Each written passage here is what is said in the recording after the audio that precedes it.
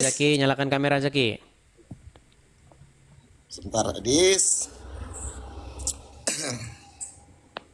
Zaki, saya ini dibilangin oleh beberapa muslim yang datang ke sini. Sebagian ya, sebagian ada yang mendukung saya, sebagian mengatakan kamu ini memfitnah, katanya. Karena Terus, saya bilang, kalau kamu mempelajari Al-Quran dan hadis secara sungguh-sungguh, pasti nanti kamu akan panggil tukang loak untuk membawa buku-buku itu bersama mereka. Karena saya bilang begitu, dia marah sama saya. Dibilang katanya saya bahasanya memfitnah. Padahal dia sendiri sudah menolak buku itu. Tadi kamu nyimak lah kan ya. Gini, menurut kamu benar nggak Muhammad nikahin anak di bawah umur? benar. Benar. Menurut dia tidak benar. Pacik tadi ya? Iya, yang naik tadi. Yang katanya dari Pontianak. Katanya suruh saya ke Pontianak biar katanya ada jawabannya. Saya heran loh dengan orang-orang ini. Di sini sama di Pontianak itu memang beda gitu mulutnya. Sama, otaknya juga tetap sama. Gitu-gitu juga. Coba, yang mau saya tanyakan sama kamu Zaki. Benar atau tak salah Muhammad menikahi anak umur 6 tahun? Di dalam hadis Bukhari Muslim ya benar. Benar. Berarti benar tidak Muhammad itu pelaku orang yang mengawini anak di bawah umur? Waktu zaman itu tidak, Adis. Nah, benar tidak, tidak benar, benar tidak. Tidak benar, benar tidak benar benar. Makanya saya bilang teman-teman, siapin dekolgen kalau ngomong sama orang muslim. Waktu itu kan zaman jahiliyah, Aduh, bang. Makanya saya bilang bang, kalau kamu mau jujur terhadap dirimu sendiri, percayalah sama saya bang. Ketika kamu membuka hatimu, kamu buka akal pikiranmu, kamu buka akal sehatmu untuk mempelajari Al-Quran dan mempelajari hadis itu bang. Percaya, pegang omongan saya. Tidak lama lagi Anda akan memanggil tukang loak untuk membawa buku-buku itu bersama dengan tukang loak agar dibawa keluar dari rumahmu. Pegang omongan saya, nggak percaya Anda. seperti itu, Adis. Itu nggak baik itu. Loh, Kita nggak boleh saling buktinya menjelek-jelekan banyak orang. orang tidak percaya. Gimana? Kita seperti itu, Adis. Kita dalam agama ini ada toleransinya. Nggak Oke, boleh kita. sekarang saya tanya kepada kamu. Menurut kitab-kitab hadis, boleh nggak kamu berteman dengan orang non-muslim? Berteman boleh. Nih, makanya saya bilang mereka ini harus membuang buku. Karena yang di buku sama yang diomongin beda. Saya tunjukkan ya. Putih, berteman tidak ada larangan, berteman. Baik. Tidak ada larangan katanya. Itulah artinya toleransi. Ini sungguh nekat yang nyata memang mereka. Saya bacakan Zaki sama kamu ya Zaki ya. Aduh Zaki. Nih. Coba kamu yang baca ya. Itu hadis apa itu sekarang? Hadis yang perlu kamu buang bersama dengan tukang loak. Hadis itu ada yang palsu, ada yang tidak. Hadis itu ada Baik. rekayasa, ada yang tidak. Oke ini. Coba. Jangan semua hadis dimasuki. Oke, coba kamu yang baca. Ini hadis ini diriwayatkan oleh Abu Dawud, Tirmizi, Ahmad, Ibnu Hibban, Sohih nih, Sohih. Ini hadis ini, nih coba. Dari Abu Sa'id, dari Nabi. Coba baca lanjut. Sallallahu alaihi wasallam, beliau bersabda, janganlah engkau berteman kecuali dengan orang mukmin dan janganlah memakan makanan kecuali orang yang bertakwa. Benar itu. Ah, tadi kamu bilang boleh nggak berteman dengan orang selain yang mukmin? Berteman boleh, tapi iman jangan diikuti. Makanan dia Coba kamu baca. Janganlah engkau berteman. Aduh. Coba. Babi kita nggak boleh makan, Edis. Zaki, janganlah engkau berteman, betul? Tol. Kecuali, Dengan orang mukmin. oke, berarti boleh nggak berteman dengan orang Kristen? Boleh.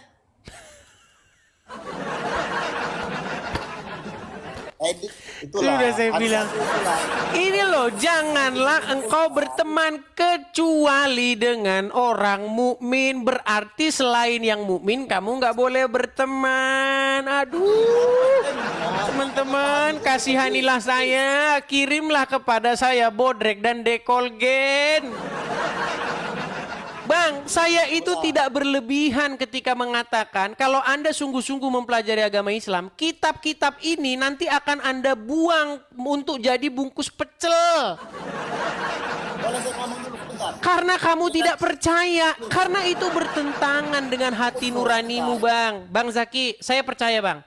Saya percaya Anda ini orang baik. Pegang omongan saya. Kalau kita bertetangga, saya akan jadikan Anda teman saya dekat. Dari cara saya ngomong dengan Anda, dari cara kita berkomunikasi, saya suka Anda jadi teman saya. Saya ajak Anda main, ayo mancing bro, ayo kesini bro, ayo kesini, jalan bro, kesana bro, ayo makan yuk. Pasti saya ajakin.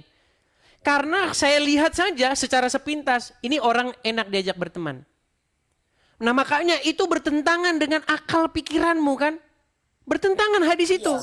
Kalau berteman boleh. Dalam hadis itu. Dalam hadis itu dibilang jangan berteman, Zaki. Jangan.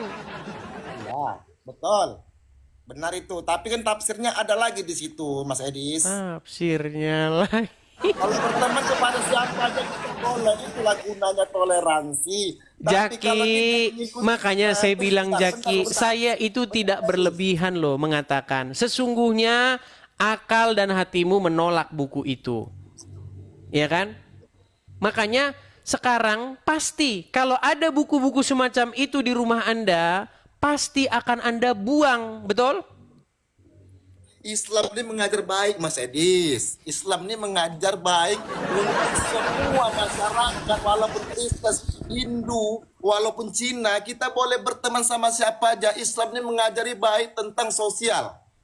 Tapi Mas Edis di situ cepat menyimpulkan. Kenapa saya bilang seperti itu? Di situ artinya kita tidak boleh mengikuti iman orang Kristen ataupun Yahudi ataupun siapapun itu selain dari Islam.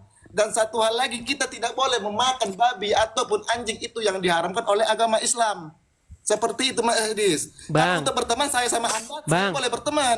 Bang, bukan makanannya orang Kristen yang dilarang Anda makan. Makanan Anda yang dilarang dimakan orang non-Muslim. Mana? Ada itu. Saya balikin lagi ya, saya balikin lagi. Oke. Bang, makanya jangan saya yang baca. Gantian dong. Coba Anda gantian yang baca, yuk. Oke.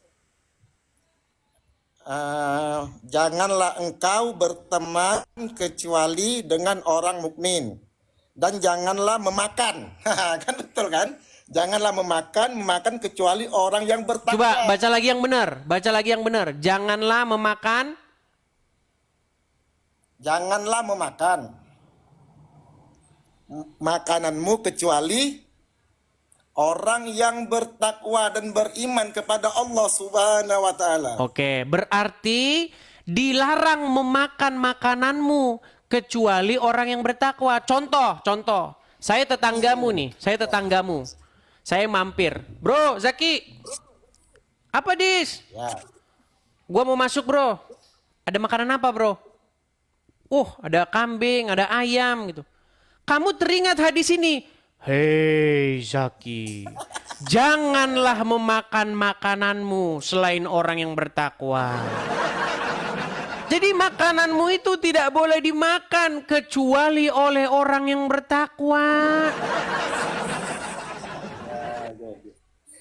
Kadang-kadang saya lucu lah, Mas Edis ini sebenarnya orang pintar, tapi Mas Edis ini cepat menyimpulkan dari awal. Kok saya berdebat sama Mas Edis.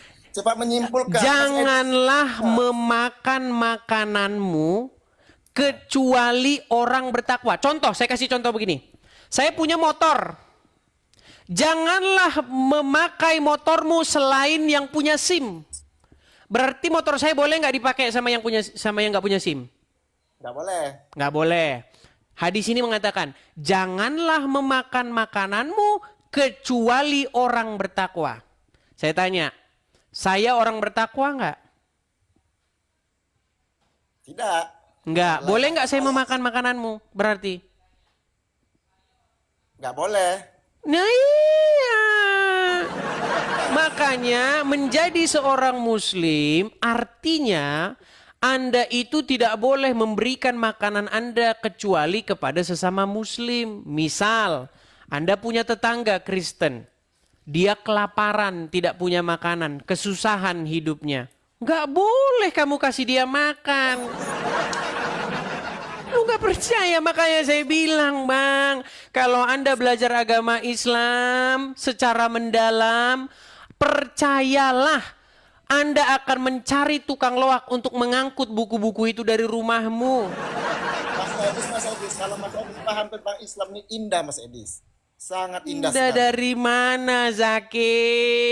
Zaki. Sungguh nekat yang nyata Anda ini. Ramai sekali Islam ini. Tapi Mas Edis itu cepat menyimpulkan soal hadis itu cepat kali menyimpulkan tentang kejelekannya saja. Bang, saya hanya menyatakan hadis itu apa adanya loh. Jangan berteman kecuali dengan orang mukmin.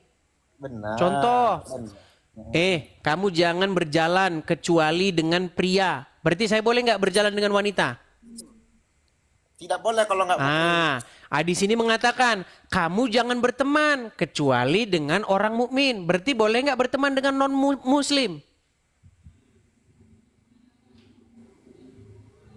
Meninggal dunia.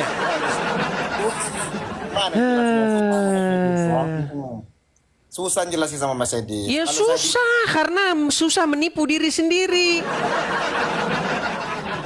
saya bilang Islam ini indah, Mas Edis. Mas Edis jangan suka menyimpulkan nggak baik. Indahnya Islam Boleh. itu adalah Jadi, kalau saya mengucapkan bertanya, syahadat boleh masuk surga walaupun berzina walaupun mencuri. Tapi itu dicuci dulu di neraka.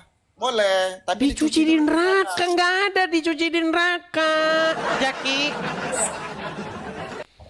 Oke lah Zaki, saya undang dulu muslim yang lain ya. Saya berharap itu aja lah harapan saya sama kamu. Coba sediakanlah waktumu untuk mendalami agama Islam. Setelah kamu mendalami agama Islam, pegang omongan saya itu. Pasti kamu akan segera membungkus hadis dan Qur'anmu itu supaya segera dibawa keluar dari rumahmu. Oke? Tobat Mas Edis, tobat. Nah, suruh saya tobat katanya. Kamu yang harus bertobat, Zaki. Mas Edis ngomong kan, tadi Mas Edis ngomong boleh berzina, boleh segala macam, nanti masuk surga juga. Tapi itu kita dicuci dulu di neraka. Nggak ada bilang dicuci di neraka hadisnya. Aduh, saya tunjukkan lagi ya dalilnya ya. Perhatikan. Aduh. Perhatikan. Saya bacakan hadisnya. Coba Mas Edis baca. Islam tuh indah, Mas Edis. Kalau Mas Edis masuk Islam pasti bersih, Mas Edis. Sungguh nekat yang nyata memang dia ini ya teman-teman ya. Aduh. Sekali-kali nih saya tampilkan hadisnya lagi nih. Katanya dicuci di neraka, nggak ada. Justru kalimat syahadat itu adalah jalan pintas tanpa dicuci di neraka. Nih, saya lagi yang baca biar saya aja yang ngerti Al-Quran, yang ngerti agama Islam. Saya yang baca apa Mas Edis? Ya silakan, Anda yang baca yuk. Telah menceritakan kepada kami Musa bin Ismail, telah menceritakan kepada kami langsung Mahdi saja bin, isinya yuk.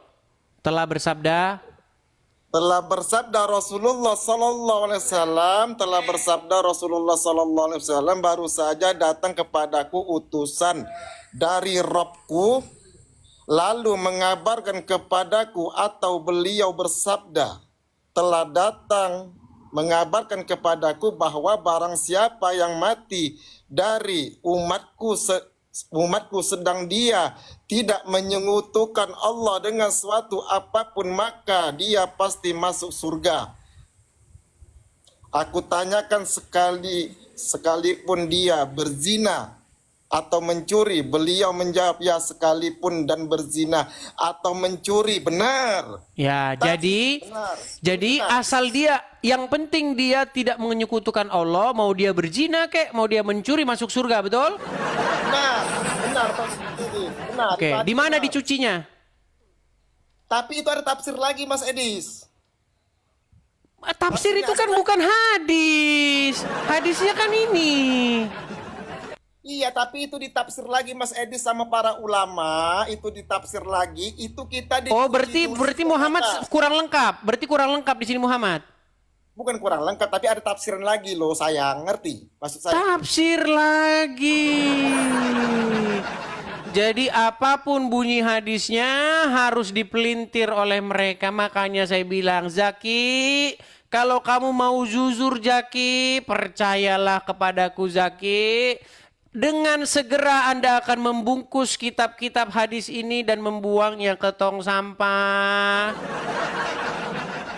Aduh Zaki. Ada tafsirnya lagi. Kita dicuci lagi di neraka, digiling di neraka, habis dosa kita barulah dimasuki ke dalam surga. Itu juga ada lagi saya, tapi Hadis saya tidak. tambahan.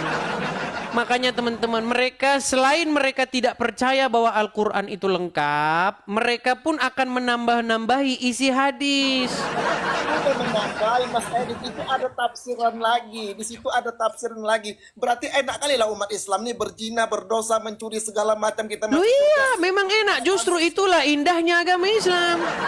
Nih, ini saya putarkan lagi nih sampai kalian bosan. Dengar nih, dengar.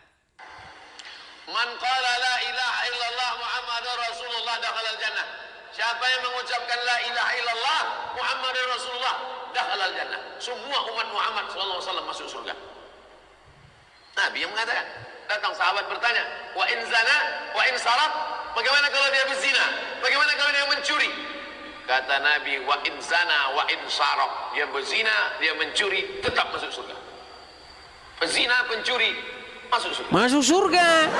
Sudah saya katakan masuk surga. Itu ada kelanjutannya lagi. Aduh. Ada kelanjutannya lagi. Kelanjutannya di karang-karang sendiri. Saya cek hadisnya nggak ada, di obok-obok di neraka dulu nggak ada. Itu tafsiran. Iya, artinya itu tambahan, bukan perkataan Muhammad. Muhammad tidak pernah mengatakan cuman disiksa dulu di neraka. Nggak ada, Muhammad nggak ngomong gitu. Yang ngomong gitu adalah para pengarang tafsir. Saya kan nggak bahas pengarang tafsir, saya bahas perkataan Muhammad. Murni perkataan Muhammad, tanpa tambahan, tanpa editing. Jadi apa masih sepotong itu Ustaz Somad itu? Karena bagian yang mengatakan cuman diobok-obok di neraka dulu bukan perkataan Muhammad, tapi perkataan Abdul Somad. Sejak kapan Abdul Somad ada di hadis? Sejak kapan Abdul Somad ada di dalam riwayat Bukhari? Kan dia nggak ada. Saya hanya mengutip perkataan Muhammad saja. Itu kan tafsiran saya bilang. Iya, tafsiran bukan perkataan Muhammad kan?